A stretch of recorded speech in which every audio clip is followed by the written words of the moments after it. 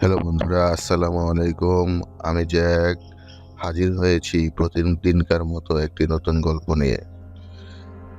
একদিন স্বামী আর স্ত্রী বেড়াতে গেল চিড়িয়াখানায়। তারা দেখলো একটি বানর তার সঙ্গিনীর সাথে খেলছে, খুনসুটি করছে।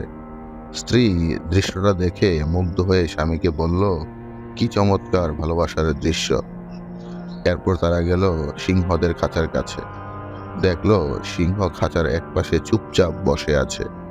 সিংহীটাও অদূরে অন্যদিকে ফিরে বসে আছে। স্ত্রী দেখে বলল, আহ, ভালোবাসার কি নির্মম পরিণতি। স্বামী এতক্ষণ চুপচাপ স্ত্রীর পাশে হাঁটছিল, এবার নীরবতা ভঙ্গ করে বললেন, ধরো এই কাচের টুকরাটা সিংহের দিকে ছুঁড়ে মারো, আর দেখো কি ঘটে। মহিলাটি যখন কাচের টুকরাটা ছুঁড়ে মারল, সিংহ ক্ষিপ্ত হয়ে গেল, সঙ্গিনীকে বাঁচানোর জন্য গর্জে উঠল। এবার মেয়ে বানরটার দিকে ছুঁড়ে মারো, দেখো কি ঘটে। পুরুষ বানরটার আচরণ লক্ষ্য করো। স্ত্রী কাচের টুকরোটা বানরের দিকে ছুঁড়ে মারলো। দেখা গেল ছুঁড়ে মারার আগেই বানরটা আত্মরক্ষার্থে ছুটে পালিয়ে গেল, সঙ্গিনীর দিকে ফিরেও তাকালো না। স্বামী বলল, মানুষ তোমার সামনে যা প্রকাশ করে তা দেখে প্রভাবিত হয়ে যেও না।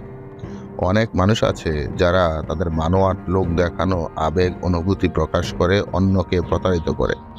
আবার অনেক মানুষ আছে যারা তাদের ভেতরে গভীর অনুরাগ, ভালোবাসা লুকিয়ে রাখে। আর বর্তমানে সিংহদের চেয়ে বানরদের সংখ্যাই বেশি। ইয়া আল্লাহ, আমাদেরকে আপনজনের সাথে অকৃত্রিম আচরণ করার তৌফিক দান করুন। আমিন।